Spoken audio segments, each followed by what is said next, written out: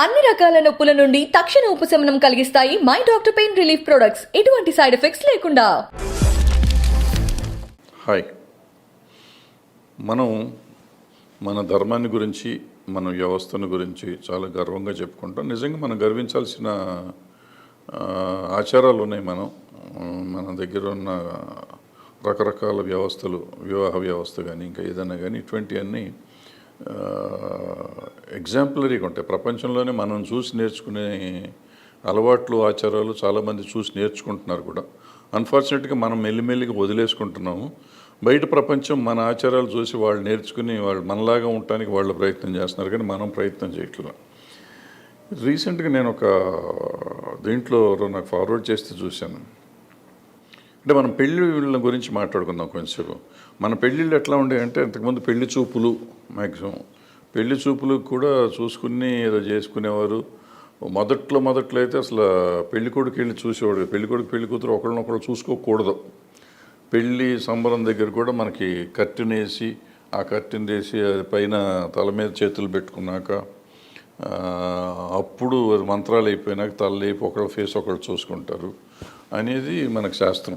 ఇప్పుడు ఏంటంటే అసలు ముందు చూసుకోవటం, డేటింగ్ చేయటము, తర్వాత వీలైతే రిలేషన్షిప్లో ఉండటం, కొంతకాలం లివింగ్ రిలేషన్షిప్లో ఉండటం, ఆ తర్వాత పెళ్లి చేసుకోవటం.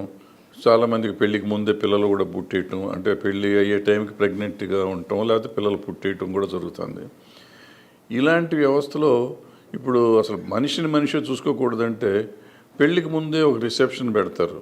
వెడ్డింగ్ షూట్ అని చెప్పి, ప్రీ వెడ్డింగ్ షూట్ అని చెప్పి వాళ్ళు ముందు ఒక డ్యూయట్ పాటలు పెట్టేసి వాళ్ళు మనళ్ళు ముద్దులు మురిపాలు చేసేసి వాటేసుకుని ఫోటోలు గిట్టోలు తీసి వీడియోలు తీస్తున్నారు. ఇలాంటి వెర్రి తలలు వచ్చిన టైంలో ఇప్పుడు నేను చూసిన వీడియోలు ఏంటంటే వాళ్ళు పావును పెట్టుకుని ప్రీ వెడ్డింగ్ షూట్ చేశారు. అంటే పెళ్ళికి ముందు ఏదో ఉంటుంది కదా, అదే చేశారు షూటింగ్. చేస్తే అది చూసి చేసుకుంటా ఉంటే ఆ పాము ఇద్దరిని కాటేసింది.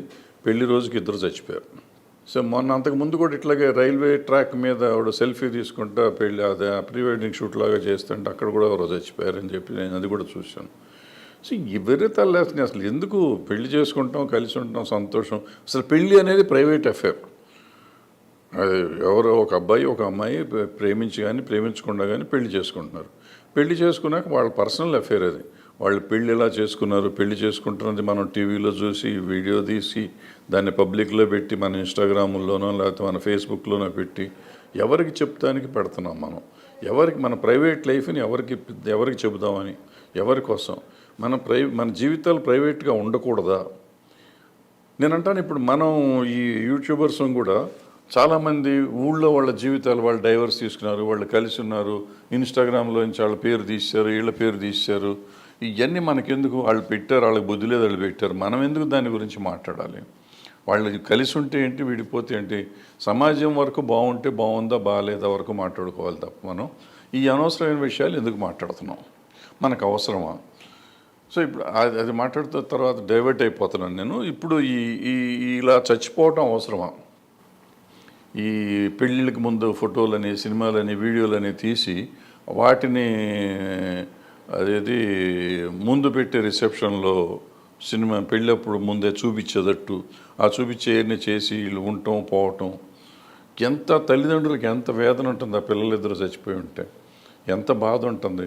రేపు పొద్దున పెళ్ళి అంటే వాళ్ళు చచ్చిపోయారంటే ఎంత బాధగా ఉంటుంది. ఇలాంటి పిచ్చి చేష్టలు, వికృత చేష్టలు చేయాల్సిన అవసరం ఉందా మనకి?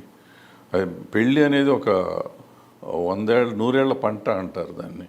అలాంటి 100 ఏళ్ల పంటని ఒక నిమిషంలో మనం బుస్సుమనిపించేసామంటే ఆలోచించుకోవాలి. మనం ఇటువంటివన్నీ ఆలోచించి చేస్తామంటే బాగుంటుంది. మనకి ఆచారాలు పెట్టినవి చాలా మంచి ఆచారాలు ఉన్నాయి. మూఢనమ్మకాలని మనం అంటాం, నేను కూడా అంటాను కొన్ని మూఢనమ్మకాలు మనం చేయక్కర్లను.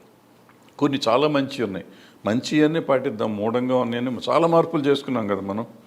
మూఢనమ్మకం అనుకుని మనం మార్పులు చెయ్యింది లేదు. మనం చిన్నప్పుడు ఏమున్నాయి అవి ఇప్పుడు ఏం లేవు, చాలా వరకు పోయినాయి. 50-60% పోయినాయి. మిగతావి ఉన్నాయి, కొంచెం బాగున్నాయి అని ఇంకా ఉన్నాయి. వాటిని మనం పాటిస్తే బాగుంటుంది, ఆచరిస్తే బాగుంటుంది. అంతేగాని యూట్యూబ్లో కూర్చునో లేకపోతే పబ్లిక్ మీటింగుల్లోనో ఇది తప్పు, మన హిందుత్వాన్ని చంపేస్తున్నారు, పొడి చేస్తున్నారని మనం అరవటం కాదు. వీటిని ఆచరించడం అనేది మనం నేర్చుకోవాలి. నేర్చుకుంటే బాగుంటుంది. మంచి ఆచారాలు ఉన్నాయి, వాటిని కాపాడుకుందాం. మంచి సాంప్రదాయాలు ఉన్నాయి, వాటిని కాపాడుకుందాం. కాపాడుకోవాలి కదా, అవసరమా కదా, ఆలోచించండి. Thank you.